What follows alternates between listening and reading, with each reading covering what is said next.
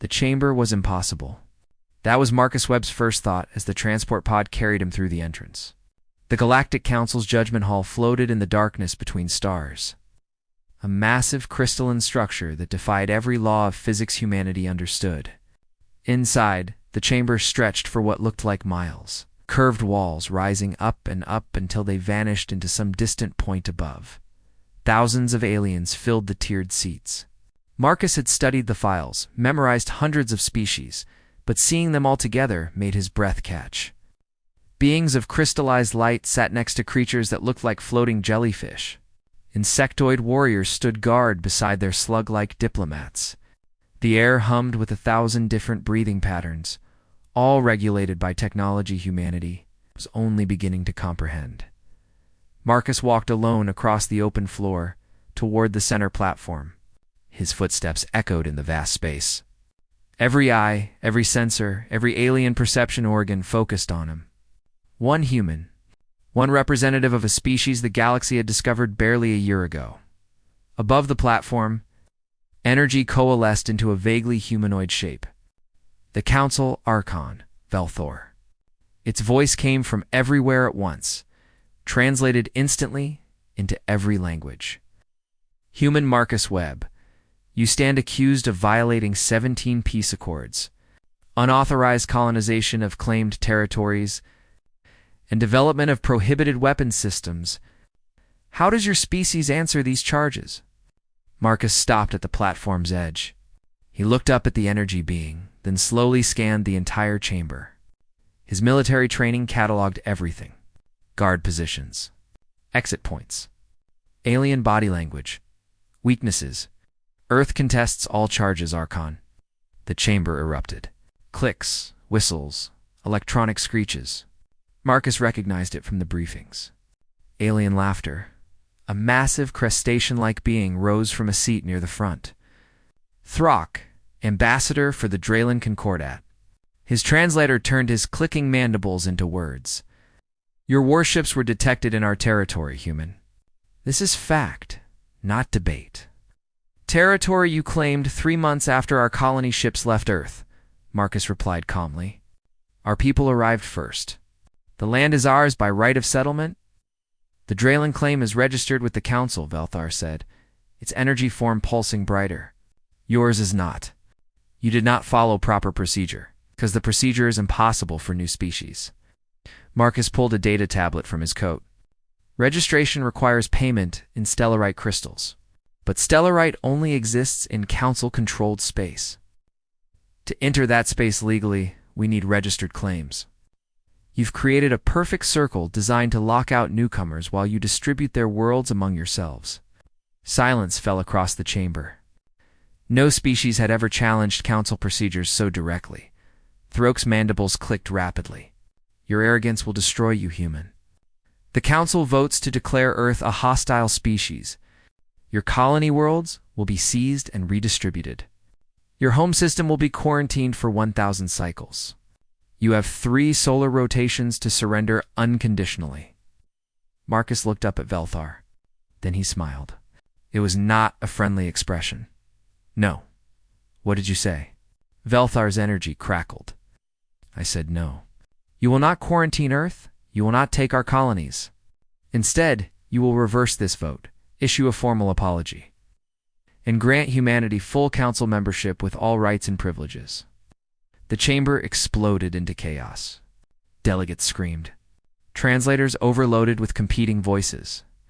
Guards moved toward the platform, weapons charging. You threaten this Council? Velthor roared, its form burning bright red. I don't make threats, Marcus said quietly. I'm simply telling you what will happen. Because you've made a critical error. You declared war on humanity without understanding what that means.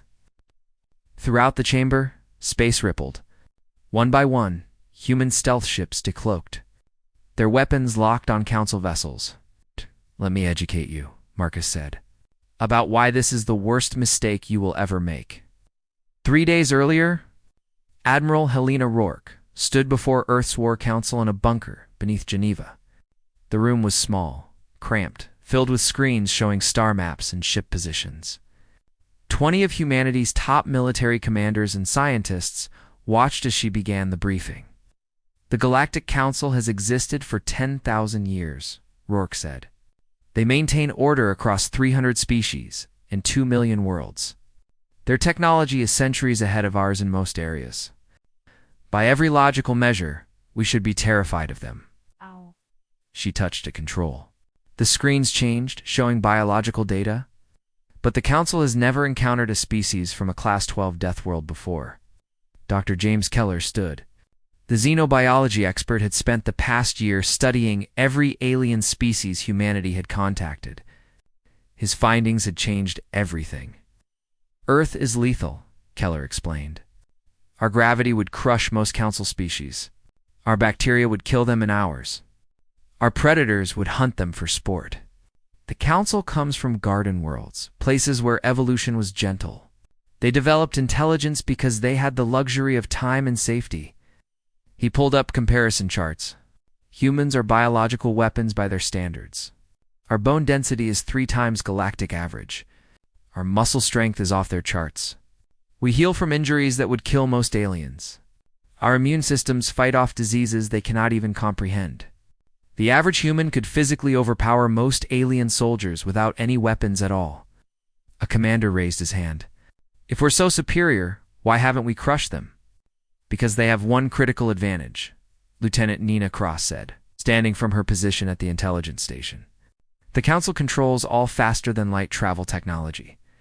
They share it only with obedient species. Everyone else stays trapped in their home systems. It's the ultimate control mechanism. She smiled coldly. Or it was.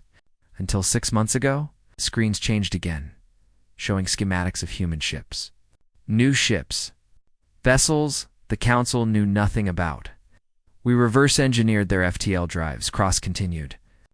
Earth now has 247 ships capable of faster-than-light travel. The Council thinks we have 12. Rourke stepped forward again. Here's the plan. Ambassador Webb will go to the Council chamber. He will deliberately provoke them into declaring war. The Council always gives new species 3 days to surrender. During those 3 days, our hidden fleet will move into position. Position for what? Someone asked. To teach the galaxy a lesson about declaring war on humanity. The meeting continued for hours. They refined the plan, identified targets, prepared contingencies. By the time the commanders left, everyone understood their role. Marcus Webb received his final briefing from Rourke personally. They'll try to intimidate you, she said. Thousands of aliens, all more advanced than us. Don't let them see fear. I won't. And Marcus, remember, we're not trying to win their approval. We're teaching them that humanity cannot be controlled. Now, standing in the Council chamber with human ships materializing around him, Marcus knew the real war was beginning. The Draylen fleet was already moving toward Terra Nova. The Council's armada was preparing to launch. And somewhere in the depths of space, Admiral Rourke was giving orders that would change galactic history forever. Velthor S energy forms stabilized, the red fading to orange. You have made your choice, human. You will regret it. Marcus looked up at the Archon and spoke words that would echo across the galaxy for generations. Ow. Archon, you declared war on the galaxy's deadliest species. You will regret it. The attack siren screamed across Terra Nova at 0400 local time. Captain Roy Blake was already awake, coffee in hand, when the first warning flashed on his display. Draylen warships, 37 of them dropping out of FTL at the edge of the system. He set down his coffee without spilling a drop and activated the colony-wide alert. All personnel protocol blackout. This is not a drill. Repeat, protocol blackout. Terra Nova had 3,000 colonists. Every single one of them was military trained. Earth did not send civilians to establish colonies in hostile space. The first wave were soldiers who could build, engineers who could fight, and scientists who understood that sometimes. Research meant finding better ways to survive. Blake reached the command center in 90 seconds. His staff were already at their stations, fingers flying across controls. Status, he ordered. Draylen fleet entering weapons range in 40 minutes, Lieutenant Park reported. She was Terra Nova's chief engineer, but she had spent 8 years in the Marines before that. They're not even trying to hide. They expect easy victory. How many troops? Scanners show approximately 15,000 ground soldiers. They're planning a full invasion. Blake nodded slowly. 15,000 against 3,000. The Draylen thought those were good odds. They were wrong. Execute blackout, he commanded. Throughout the colony, lights died. Power signatures vanished. Thermal outputs dropped to background levels within minutes. Terra Nova appeared completely abandoned to any sensors. Blake watched the Draylen ships approach on passive sensors. The enemy fleet moved with confidence. No caution, no fear. They had done this before. Conquered other colonies, scattered their populations, claimed their worlds. They had never fought humans before. The Draylen landing craft touched down in the main colony plaza. Doors opened, and soldiers emerged. They were impressive creatures, Blake had to admit. 8 feet tall, armored carapaces that could deflect small arms fire, mandibles that could tear through steel. They moved with the fluid grace of natural predators. They spread out through the colony, weapons ready. Searching for the humans they expected to find cowering in shelters. Blake watched from his hidden position, 300 yards away. He wore night vision goggles, but he did not really need them. Humans evolved to hunt at dusk and dawn, in the half-light between day and night. Their eyes adapted. The Draylen came from a moon with minimal day-night cycles. Darkness confused them. Alpha Team, go, Blake whispered into his cum. The first trap activated. What appeared to be an empty storage building suddenly collapsed, bringing 10 tons of mining equipment down on the Draylen squad investigating it.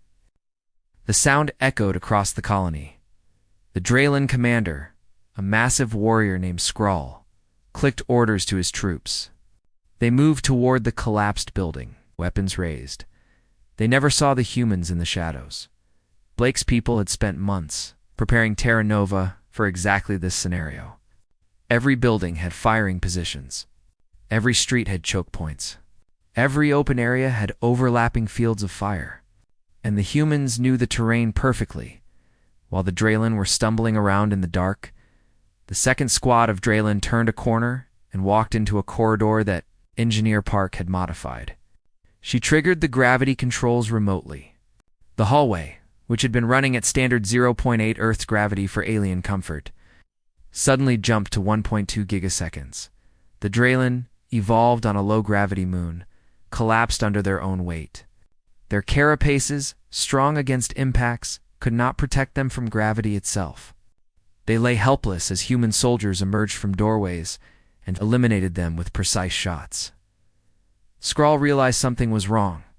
His troops were vanishing into the colony and not reporting back. He ordered a retreat to the landing zone. That was when Blake triggered the real trap. The plaza where the Draylen had landed was not actually a plaza. It was a carefully disguised mining site. Under the surface, Park's team had hollowed out massive chambers. When Blake gave the signal, the supports collapsed. 12 Draylen landing craft and 3,000 soldiers fell into a pit 40 meters deep. The humans had lined the bottom with debris from construction, sharp metal, broken equipment, and industrial waste. But Blake was not trying to kill them all. He wanted them afraid. He wanted them to understand what it meant to fight humans. Over the next 6 hours, the battle became a nightmare for the Draylen. The humans did not fight fair. They ambushed from darkness. They used the environment as a weapon. They turned the Draylen's own tactics against them. The Draylen were ambush predators on their homeworld. They stalked prey, struck from hiding, overwhelmed with superior strength. But humans were persistent hunters. They chased prey for days until it collapsed from exhaustion. They worked in teams. They adapted to anything. And they had learned warfare from 10,000 years of fighting each other. Park led a team that flooded sections of the colony with Earth's standard atmosphere. It seemed harmless. But the Draylen respiratory systems were not designed for Earth's bacterial load. Within minutes, Draylen soldiers were coughing, struggling to breathe. dying from infections that would not even make a human sneeze. Another team used thermal bombs, not to burn the Draylen, but to blind their heat-sensing organs. Confused and disoriented, the aliens stumbled into carefully prepared kill zones. Skrull himself led a counterattack on the human command center. He brought his best warriors, his personal guard, creatures who had conquered a dozen worlds. Blake met them in a terraformed section of the colony, a place where Earth plants grew in Earth soil under Earth gravity. The Draylen charged forward, expecting weak humans. The gravity crushed them to their knees. The thick atmosphere choked them, and Blake's team, moving easily in conditions they had evolved for, cut them down with brutal efficiency. Skrull fell last, a bacterial infection already eating at his lungs. Blake stood over him as the Draylen commander struggled to breathe. "Why?" Skrull gasped. "We are warriors. We have conquered worlds. How did you defeat us?" Blake knelt down. "Because you conquered garden worlds. Easy places. Soft targets. We come from a planet that spent 4 billion years trying to kill us. We are not warriors because we chose to be. We are warriors because anything less meant extinction." Skrull's eyes were fading. He reached for his personal recorder with a trembling claw. "Warning," he whispered into it. "Humanity. Death world species. They do not just survive their world. They become it. They are hunters, predators, killers. Warn the Concordat. Warn everyone." Then he died. Blake stood slowly. Around him, his people were securing the colony, treating their few wounded, and cataloging captured Draylen equipment. Sir Park approached. "We have 47 Draylen survivors. They're requesting permission to surrender." "Grant it," Blake said, "but jam all their communications. No messages leave this planet. The Draylen leadership needs to wonder what happened here. Fear of the unknown is often more powerful than fear of the known." "What about the Draylen fleet in orbit?" Blake smiled. "They're Admiral Rourke's problem now. Our job was to prove that humans cannot be conquered on the ground. I think we have made that point clearly." He looked up at the sky, where Draylen ships were starting to realize their ground forces had been annihilated. Soon, those ships would carry the message back to the Concordat. The galaxy was about to learn that declaring war on humanity was a fatal mistake.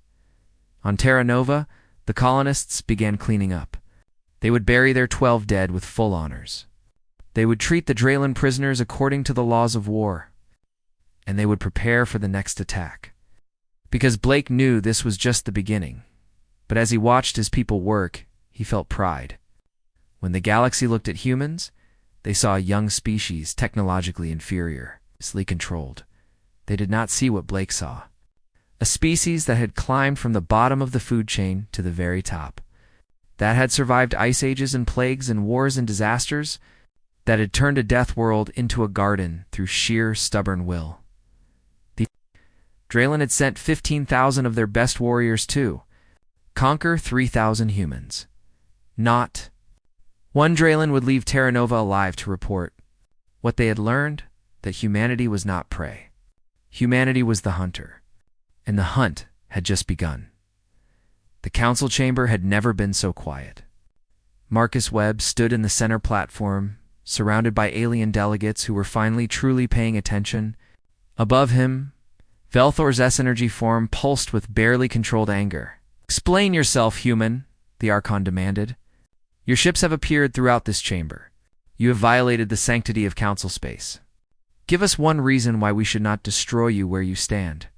Marcus looked up calmly. "Because you asked me to explain humanity's strategy. I'm going to give you a history lesson instead." "Act." He activated his tablet. Images appeared on the chamber's central display. Earth, rotating slowly. Blue oceans, green continents, white clouds. "Beautiful, is it not?" Marcus said. The Council's xenobiologists classified Earth as a Class 12 death world, the third highest lethality rating in known space. They recommended that no Council species should ever attempt to land there without full hazard suits and military escorts. The images changed. Massive predators. Violent storms. volcanic eruptions, meteor impacts. For 4 billion years, Earth tried to kill anything living on its surface. Ice ages that froze entire continents, asteroid impacts that blocked out the sun, supervolcanoes that poisoned the atmosphere, plagues that wiped out 90% of all species. And yet, life survived. It adapted. It evolved. It became harder, stronger, more resilient. A new image appeared. Early humans, barely recognizable, hunted by massive predators. My ancestors were not apex predators. We were prey. Weak, slow, with no natural weapons. We should have gone extinct. Instead, we learned to work together. We developed tools. We used our intelligence to overcome our physical limitations. We climbed to the top of the food chain, not through strength, but through adaptability and cooperation. Marcus paused. The chamber remained silent, and then we started fighting each other. The display showed human warfare through the ages. Bronze swords, gunpowder, tanks, nuclear weapons. For 10,000 years, humanity has been at war with itself. We developed strategy, tactics, logistics, psychological warfare. We learned how to coordinate millions of soldiers across thousands of miles. We wrote books on military theory that filled libraries. We turned organized violence into an art form. This proves nothing, Throt clicked angrily. We have energy weapons, antimatter bombs, shields that can withstand star cores. What can primitives do against such power? Marcus smiled. Captain Torres, please demonstrate. Throughout Council space, human stealth ships activated their quantum-linked systems. On the chamber display, a map appeared, showing every major Council facility, shipyards, communication relays, trade hubs, manufacturing centers. Each one had a blinking red dot next to it. Those are quantum mines, Marcus explained.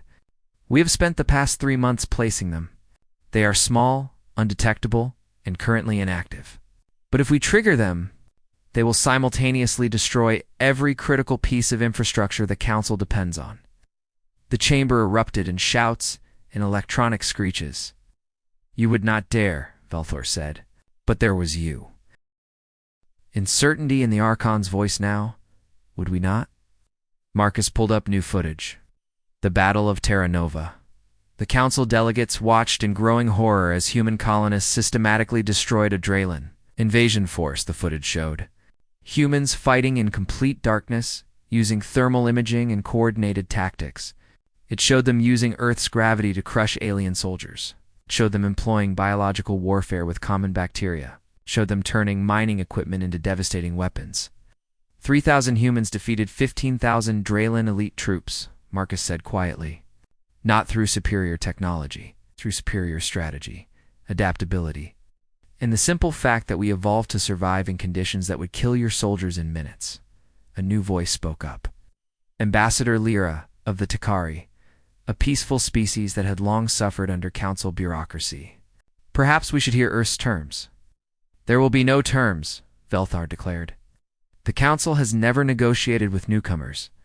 We will crush this rebellion with overwhelming force. The Archon sent out the command. Throughout Council space, warships began mobilizing. 15,000 vessels, the largest armada ever assembled, enough firepower to glass entire planets. Admiral Helena Rourke watched the fleet gather from her command ship, the Defiant hidden in deep space. Around her, the bridge crew monitored the situation with professional calm. They are taking the bait, her tactical officer reported. As expected, Rourke said. That Council has maintained power for so long that they have forgotten how to actually fight a war. They see a threat and throw everything at it. No subtlety. No strategy. She pulled up a star map. The Council fleet was gathering at Rally Point Gamma, preparing to jump to Earth and overwhelm humanity's homeworld with sheer numbers.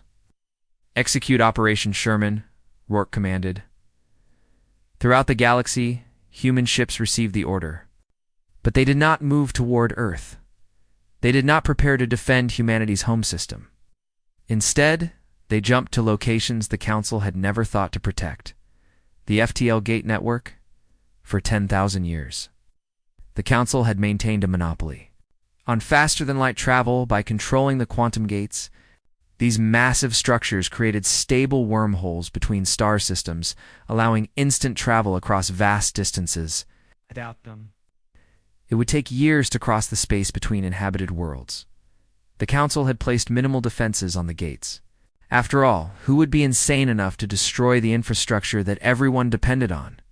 Humanity, would Captain Daniel Stone commanded the strike team targeting Gate Hub 7, critical junction connecting 40 star systems. His ship, the Retribution, dropped out of FTL 200,000 kilometers from the gate.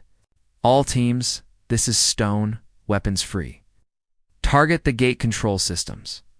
We want to disable, not destroy. Humanity needs these gates intact after this is over. His people were the best Earth had. Each one had trained for this exact mission.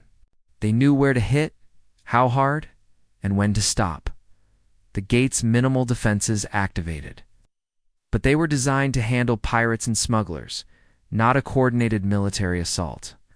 Within minutes, Stone's team had disabled the control center and locked out all Council access codes. Across the galaxy, the same scene played out at 12 major gates simultaneously in the Council chamber. Security Director Falcrin received the reports with disbelief. Impossible. The gates are secure. They've been for 10,000 years. But the evidence was undeniable. One by one, the gates went dark. And without the gates, the Council's empire began to collapse. Ships were stranded mid-jump. Trade convoys froze in place. Military fleets could not coordinate. Communication networks that relied on gate-based quantum links went silent. Velthar turned to Marcus. "You're destroying galactic civilization." "No," Marcus replied. "We are ending your dictatorship. There is a difference. The gates still exist. The infrastructure is intact. We have simply taken control of it.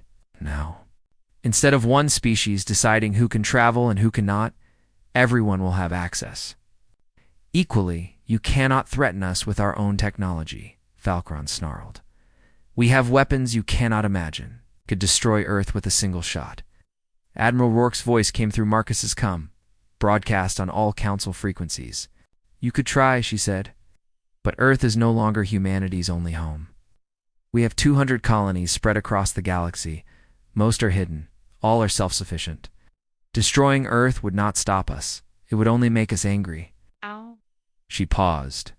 "And there is something else you should know, Dr. Keller. Please explain." Dr. James Keller appeared on the display. "The Council's medical scans of human visitors have all been filed and forgotten. What they missed is that humans are ideal carriers for biological agents. Our immune systems fight off diseases without showing symptoms. For the past 6 months, human diplomats have been traveling to every major Council world. We've been carrying specially designed viruses." The chamber went silent. "These viruses are currently dormant," Keller continued. "Harmless, but they are quantum linked to our control systems.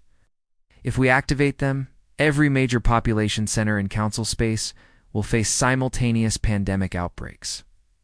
Not to kill you, but to remind you that humanity is already inside your walls, already among your people, already impossible to remove." Velthar's energy form dimmed. For the first time in the Council's 10,000-year history, they faced an opponent they could not control or eliminate. Then, the new threat appeared. Long-range scanners detected a massive Draylen fleet jumping toward Earth. 5,000 warships. Supreme Leader Vrock himself commanded them, intent on revenge for Terra Nova's humiliation. The Council expected humanity to panic, to recall their scattered forces, to abandon their strategy to defend their homeworld. Marcus looked at Velthor and spoke calmly. "We will not recall our ships. Earth can defend itself." The Archon's energy form flickered. "You would abandon your home?" "No," Marcus said. "We trust our home to protect itself. You see, Archon, you have been making assumptions about humanity based on how other species behave. But we are not like other species. We do not put all our strength in one place. We do not have single points of failure. Plan for every contingency." He smiled. "And we never, ever let anyone threaten Earth without consequences." The display showed Earth's solar system, and the Draylen fleet was about to discover why you never invade a Deathworld species on their home territory. "Commander Rick, Morgan stood in the Sole Defense Command Center, deep beneath the surface of the moon. Around him, 300 officers monitored every inch of humanity's home system. Above them, the Draylen fleet was about to make the worst mistake in their species' history. 5,000 warships incoming, his sensor officer reported. They are not even trying to hide. Supreme Leader Vrock is broadcasting threats on all frequencies. Morgan pulled up the tactical display. The Draylen fleet was massive, spread across a formation 50,000 kilometers wide. They expected overwhelming victory. They thought Earth would be defended by the handful of ships the Council knew about. They were wrong about everything. All stations, Battle Condition 1, Morgan ordered. Execute Defensive Pattern Game 7. Show them what happens when you threaten a death world. Or throughout the solar system, Earth's real defenses came online. The asteroid belt was not just rocks and ice anymore. Humanity had spent the past year turning it into the largest minefield in known space. Thousands of asteroids had been hollowed out and equipped with railguns, missile batteries, and power generators. From the outside, they looked like natural debris. From the inside, they were weapons platforms. Mars was not just a colony, it was a fortress. Underground facilities housed weapons that the Council had never seen. Research stations had been developing countermeasures to every known alien technology, and Earth itself had defenses that would make any military commander weep with envy. The Draylen fleet entered the outer solar system with confidence. Supreme Leader Vrock broadcast his message. Humans of Earth, you have humiliated the Draylen Concordat. You have slaughtered our warriors on Terra Nova. Now you will pay the price. Surrender immediately, or we will reduce your planet to molten rock. Morgan smiled coldly. Transmit our response. The message went out on all frequencies, in every language. Simple and direct. No. Vrock's anger was visible even across the distance. Then die. The Draylen fleet opened fire, launching thousands of missiles toward Earth's orbital platforms. That was when the asteroid belt activated railguns, accelerating. Projectiles to a significant fraction of light speed began firing in coordinated patterns. These were not energy weapons that could be deflected by shields. These were simple metal slugs, moving so fast that they hit with the force of nuclear weapons. The Draylen shields were designed to disperse energy. They were almost useless against kinetic weapons. The first wave of railgun fire tore through the Draylen fleet's outer formations. Ships that had survived 100 battles were torn apart by simple physics. Mass times velocity equals devastation. Vrock ordered evasive maneuvers. But the Draylen had never fought in an asteroid belt before. They tried to dodge the railgun fire and flew into the asteroids themselves. Some asteroids were real, just rock and ice. Others exploded when the Draylen ships came close, releasing clouds of microprojectiles that shredded armor. They are falling back. Morgan's tactic. Owl officer reported. Do not let them regroup, Morgan ordered. Launch the Mars squadrons. From beneath the Martian surface, launch tubes opened. Human fighters, small and fast, poured out by the hundreds. These were not like the lumbering warships the galaxy used. These were based on Earth's own military history. Lessons learned from a century of atmospheric combat adapted for space. The Draylen had never seen fighter tactics before. Their warships were designed to pound each other with heavy weapons at long range. They were not prepared for swarms of small craft diving in close, targeting specific systems, exploiting every weakness. A Draylen battleship could destroy a human fighter with a single shot. But hitting a fighter was almost impossible. The small ships moved too fast, changed direction too quickly, worked in coordinated teams that covered each other. Vrock watched. God. His fleet being torn apart, and made a decision born of desperation. He ordered his ships to charge directly toward Earth, hoping to at least damage the human homeworld before they were destroyed. It was exactly what Morgan had been waiting for. Activate the lunar arrays, he commanded. On the moon's far side, massive doors opened. Beneath them were weapons that humanity had developed in secret. Laser arrays powered by fusion reactors, capable of sustained fire that could cut through any known shielding.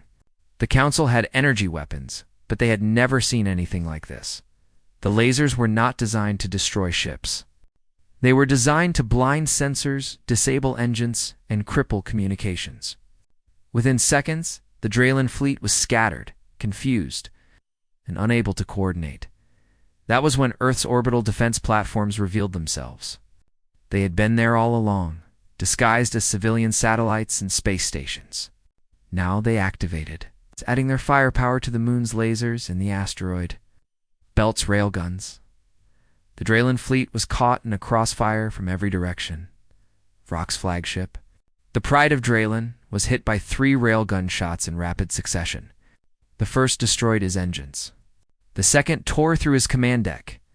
The third opened his ship to vacuum as emergency systems sealed the breaches. Vrock realized the terrible truth. His fleet had been designed to conquer garden worlds and fight other fleets in open space.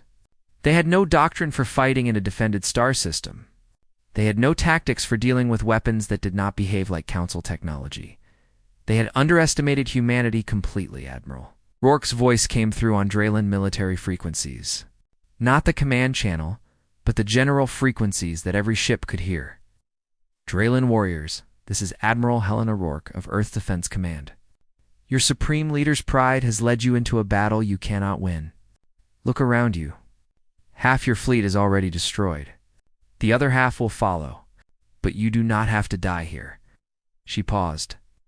I am offering surrender terms. Any ship that powers down weapons and stands down will be allowed to leave the system safely. You will return to Draylen space with this message. Earth is not a target. Earth is a fortress, and we will defend it against anyone. Vrock screamed orders to ignore the human, but his subordinates were watching their fleet die. They were seeing weapons they could not understand. They were facing an enemy that fought with a coordination and adaptability they had never encountered. And Rourke's message, it's gone to every ship, every captain, every crew member. Not just to the leadership. It was psychological warfare, a tactic as old as human conflict. Break the enemy's will. Show them that their leaders have led them to their deaths. Offer them a way out. The first Draylen captain to surrender was named Kroll. His ship had lost shields and engines. He watched 2 more ships explode around him and made his choice. He powered down weapons and transmitted surrender codes. Then another captain surrendered. And another. Within minutes, the Draylen fleet's discipline collapsed. Captains were making individual decisions to save their crews rather than follow. Vrock's suicidal orders. Vrock found himself alone on his damaged flagship, abandoned by his own fleet. He refused to surrender. Draylen culture valued honor above all else. Surrender was unthinkable, but his crew disagreed.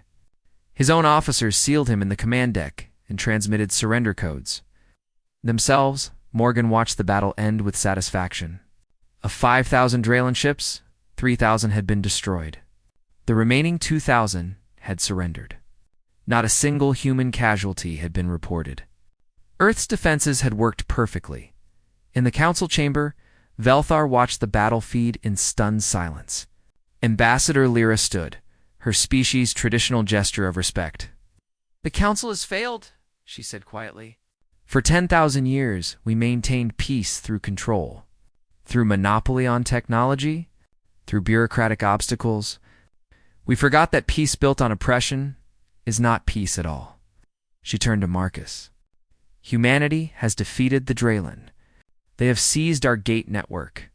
They have shown that our weapons and our numbers mean nothing against superior strategy. What are your terms? Marcus pulled up a document he had prepared months ago, when this plan first began. Proposes the following. First, dissolve the Council's monopoly on FTL technology. Make it available to all species equally. Second, establish a true democratic assembly where every species has equal representation. Third, create actual laws with real enforcement, not rules that favor established powers. Fourth, recognize all human colonies and territorial claims. And fifth, allow Earth to maintain its military, because we have learned that the best way to ensure peace is to be too dangerous to attack. Velthor's energy form flickered weakly. You ask us to give up everything that has maintained order for millennia. No, Marcus said. I am asking you to give up everything that has maintained your power. Order will come from justice, not control. The Rock, the Draylen ambassador, spoke for the first time since the battle ended. His voice was quiet, defeated. We attacked humanity because we saw them as weak newcomers. Easy prey. We were wrong. I vote to accept Earth's terms. One by one, other delegates stood to vote.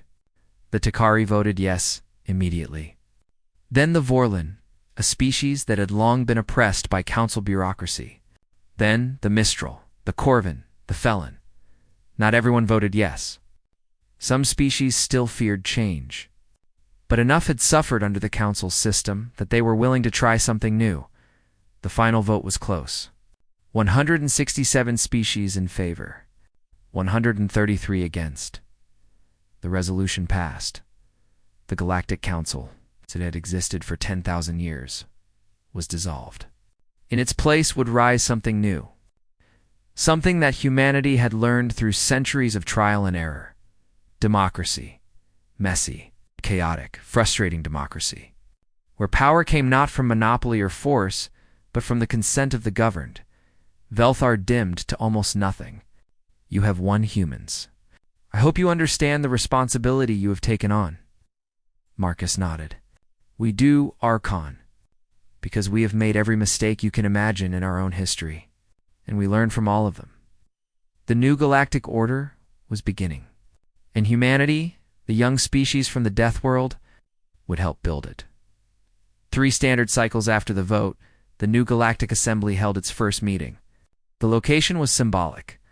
Not the old council chamber with its judgment platform and hierarchical seating, but a massive round structure built in neutral space. Every species had an equal seat at the table. Every voice carried the same weight. Marcus Webb sat in Earth's designated position, looking around at the delegates. Some were old allies, like Ambassador Lyra of the Takari. Some were former enemies, like the Draylen representative. A younger warrior named Krell, who had voted for peace after witnessing the Battle of Sol. Some were species Marcus had never even heard of before.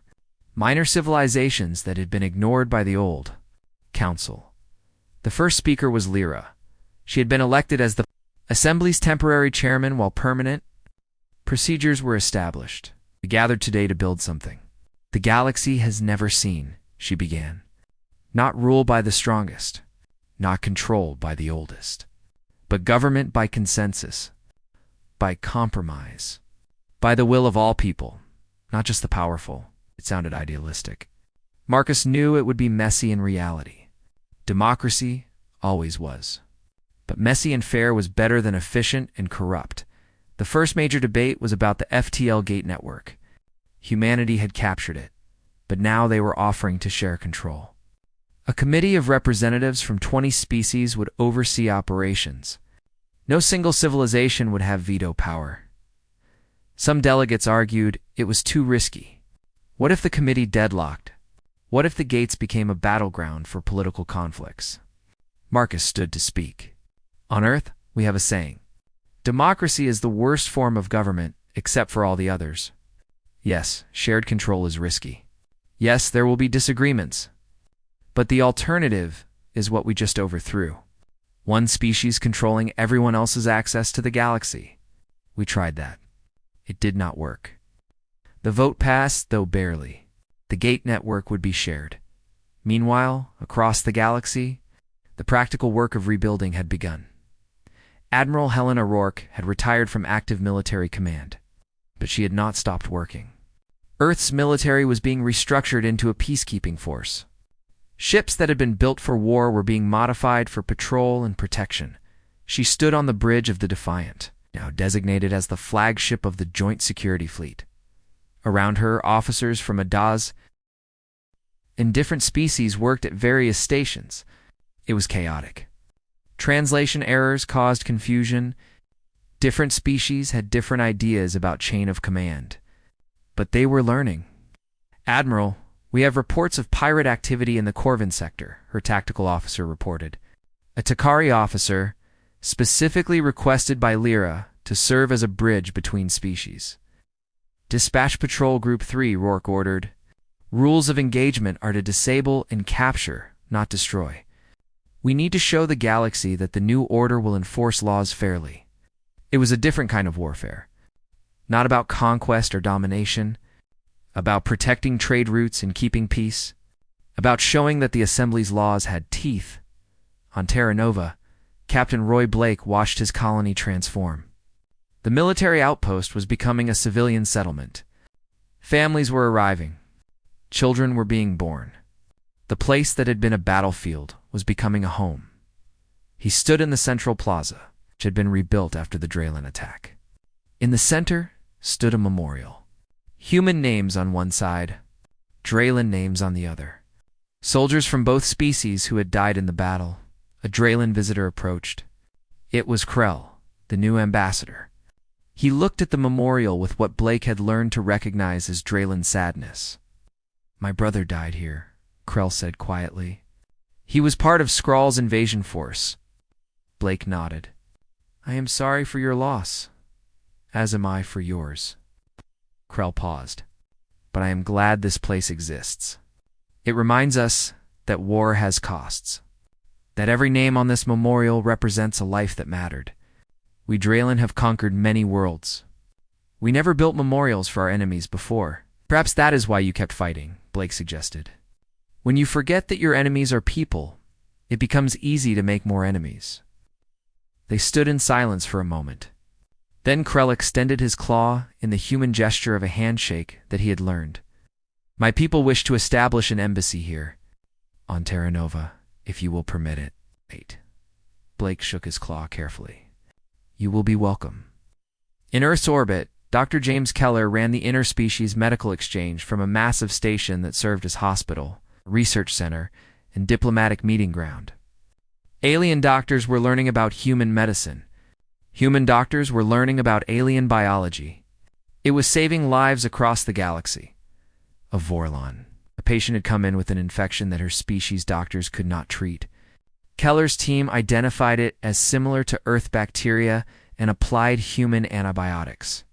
The patient recovered within days. "We never thought to look at death-world organisms as potential cures," the Vorlon doctor said in amazement. "We always saw them as threats," Keller smiled. "Sometimes the things that challenge us make us stronger." Earth's hostile environment forced humanity to develop powerful immune systems. Now that knowledge can help others. It was not all smooth progress. There were conflicts.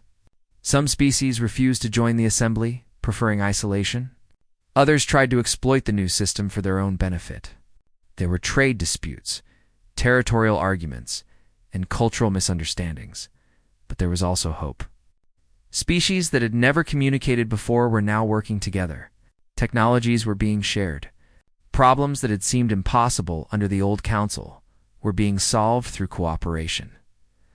Marcus sat in his quarters on the assembly station, preparing his report for Earth Command.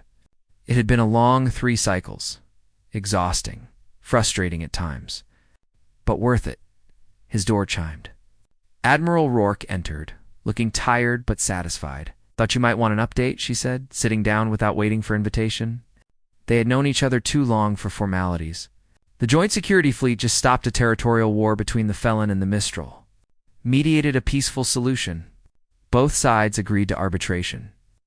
That would never have happened under the old council, Marcus noted. No, they would have let them fight, then swooped in to claim both territories for themselves. Rourke poured herself a drink from Marcus's cabinet. "We have also had inquiries from 17 species that were not council members before. They want to join the assembly. The galaxy is growing, changing." Rourke raised her glass. "To humanity, the species that was too stubborn to know when they were beaten,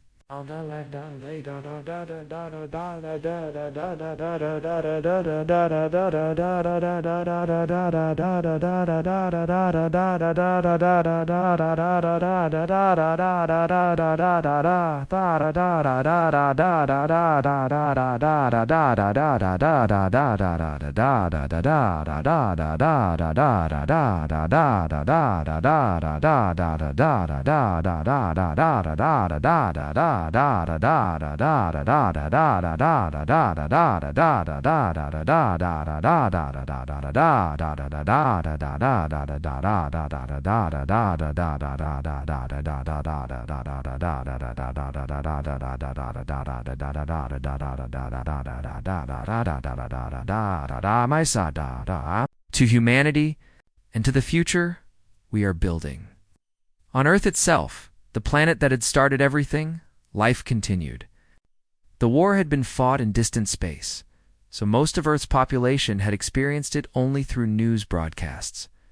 But they understood that something fundamental had changed. Humanity was no longer confined to one solar system, hoping for acceptance from older civilizations.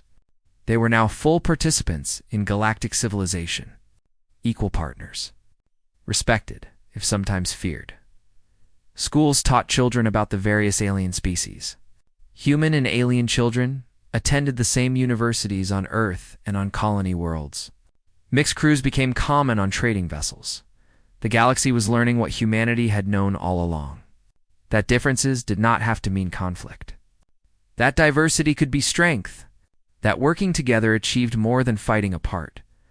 Marcus recorded his final message for the Earth archives, knowing that future generations would look back on this moment as the turning point. "We were called the deadliest species in the galaxy," he said to the camera. Perhaps they were right.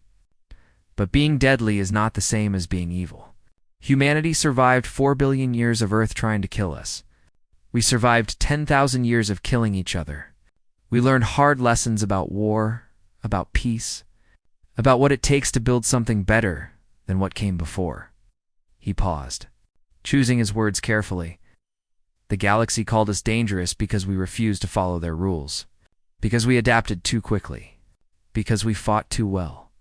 But what they did not understand is that our greatest weapon was never our military strength.